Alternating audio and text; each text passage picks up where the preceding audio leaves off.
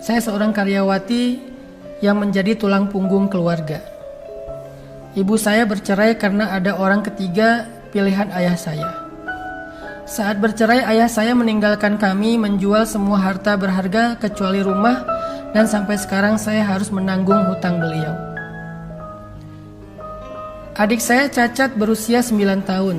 Karena waktu hamil, ibu saya sering mengalami KDRT.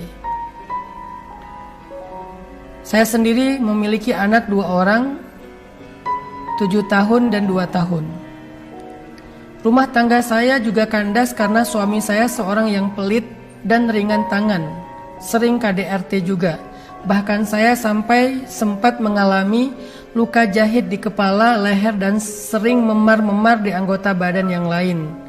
Saya bercerai sewaktu saya masih hamil anak kedua. Saya menerima gaji sebesar 3,6 juta dalam pekerjaan saya.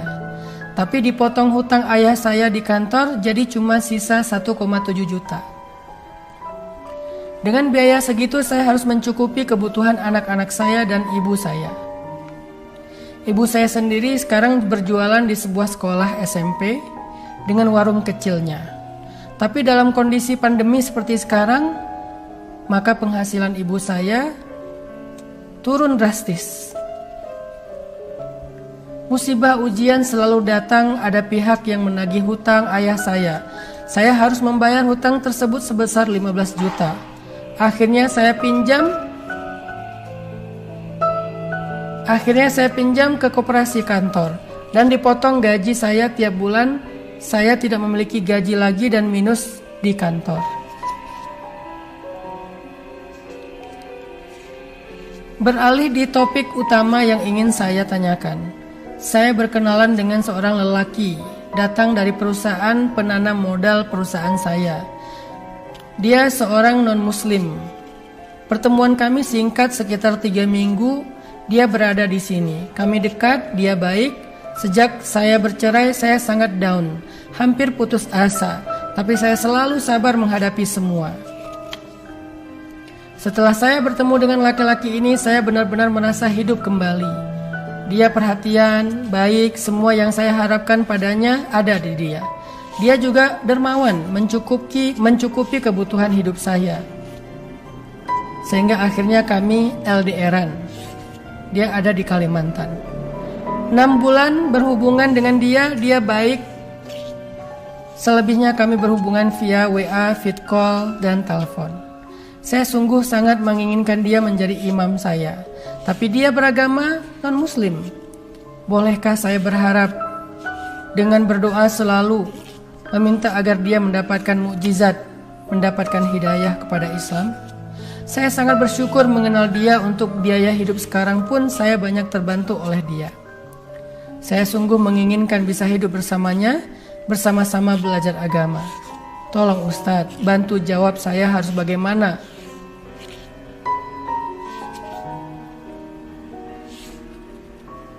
Bagaimana kehidupan terus berjalan? Saya ingin ada yang membimbing saya, ada yang menafkahi saya. Jujur saya lelah selalu dapat ujian. Innalillahi wa inna ilaihi raji'un.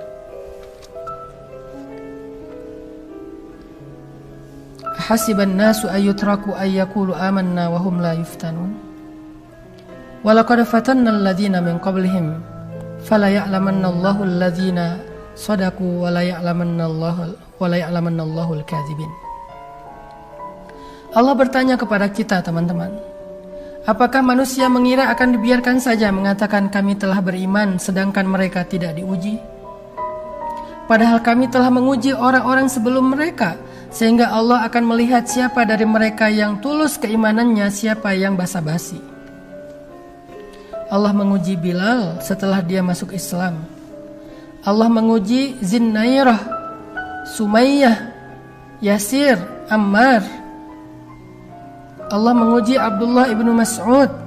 Allah menguji banyak para sahabat setelah mereka masuk Islam, baik yang miskin ataupun yang kaya, dengan ujian yang berbeda-beda.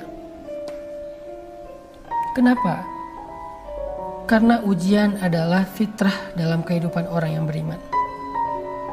Karena dengan ujian itu Allah ingin mengangkat derajat orang yang beriman. Allah ingin hambanya itu lebih dekat kepada Allah lewat doa-doa. Ketika dia sabar, Allah akan bukakan bagi dia jalan keluar satu demi satu. Dalam cerita tadi, mbaknya sedang diuji oleh Allah. Saya prihatin banget. Benar, ini ujian yang berat. Menjadi tulang punggung bagi ibu dan keluarga kita. Sementara adik kita dalam keadaan cacat karena KDRT, orang tua kita harus membiayai anak-anak yang juga sendiri, single parent. Ayahnya meninggalkan hutang yang harus dibayar. Dia bekerja tapi tidak mendapatkan gaji karena dipakai untuk membayar hutang. Berat memang, berat banget. Latai asma, jangan berputus asa. Berharaplah kepada Allah, jangan kepada makhluk. Sabar. Semakin berat ujian yang mbak alami, berarti semakin dekat dengan pertolongan Allah. Seperti malam, semakin pekat, semakin gelap, semakin hening, semakin sunyi, semakin dingin, berarti semakin dekat dengan waktu subuh. Isbiru wasabiru, bersabarlah dan kuatkanlah kesabaran. Jangan pernah terfikir untuk tergoda mengikuti seseorang yang berbeda keyakinannya dengan kita hanya demi untuk menyelamatkan urusan dunia kita. Kenapa? Ketika kita menyelamatkan urusan dunia kita dengan mengikuti seseorang yang berbeda keyakinan dengan kita, berarti kita telah menggadaikan urusan akhirat kita. Padahal kehidupan dunia cuma sementara, sedangkan kehidupan akhirat selamanya. Bagaimana mungkin, na'udzubillah, kita mengambil sesuatu yang cuma sebentar dan mengabaikan sesuatu yang abadi.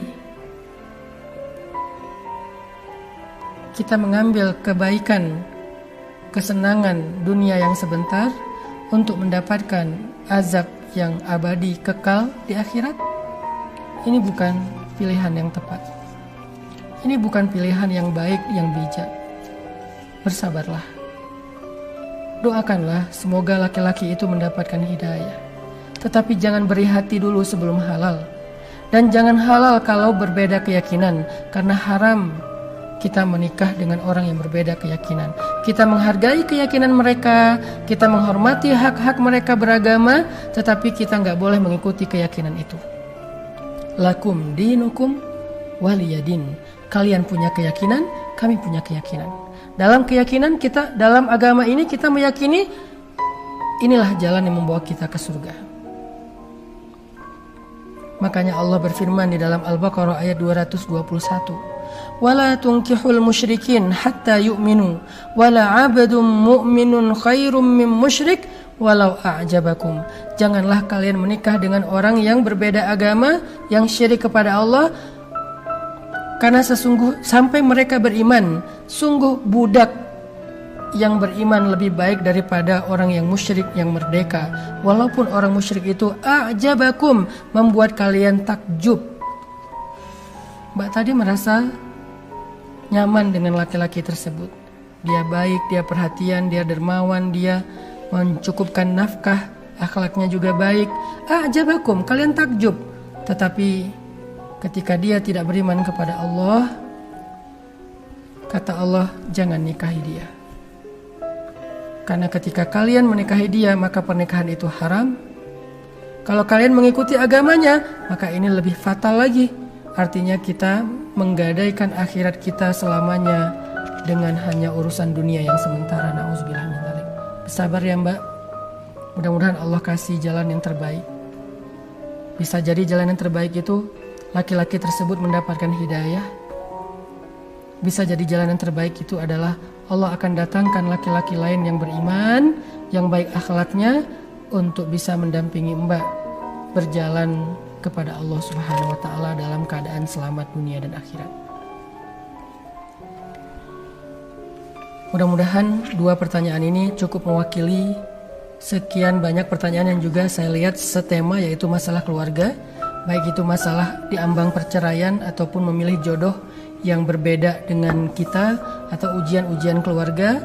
Mudah-mudahan semua kita dikuatkan kesabaran. Bukan hanya kita yang sedang diuji Mbak, semua hamba Allah diuji. ujiannya beda-beda. Saya kenal banyak orang yang mengeluh tentang ujian mereka, tetapi ketika saya mendengar cerita yang lain, saya merasa bahwa cerita yang kemarin gak ada apa-apanya dengan ini. Kemudian besok dapat lagi cerita yang lain, ternyata yang hari ini gak ada apa-apanya dengan yang besok, dan seterusnya. Semua orang diuji. Bersabarlah. Minta kepada Allah dikuatkan kesabaran. Allahumma afriq alayya sabra. Ya Allah, lapangkan dada saya dengan kesabaran. Nabi Ayub, Nabi Yakub, Nabi Yusuf, Nabi Yunus, Nabi Zakaria, Nabi Ibrahim, Nabi Musa, Nabi Isa, Nabi Muhammad. Mereka jauh lebih solih daripada kita, jauh lebih istimewa dari kita, tetapi mereka mendapatkan ujian yang jauh lebih berat daripada kita. Sehingga ujian bukan berarti Allah gak sayang sama kita. Allah sayang sama Mbak. Cuman kita belum mengerti maksud Allah. Bersabarlah sebentar lagi. Karena mungkin Mbak sekarang sudah berada di penghujung malam. Dan kalau Mbak sabar, insya Allah akan melihat fajar.